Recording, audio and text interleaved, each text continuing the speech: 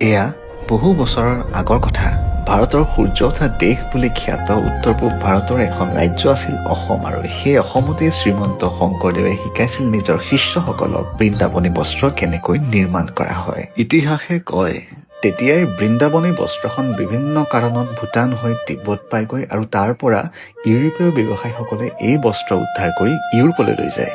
পাছত 1904 চনত পাৰ্চিবল লণ্ডন নামৰ লোকজনে এই বস্ত্ৰখন ক্ৰয় কৰি ৰাখে, আৰু সময়ৰ প্ৰভাৱত ইংলেণ্ডৰ চৰকাৰে ইংলেণ্ডৰ ব্ৰিটিছ মিউজিয়ামত এই বস্ত্ৰখন সংৰক্ষিত কৰি ৰাখে। কিন্তু দুখৰ বিষয় ইয়ে আছিল যে বহুজনে বহু চেষ্টা কৰিলে, কিন্তু এই বস্ত্ৰখন অসমলৈ আনিব পৰা নগ'ল।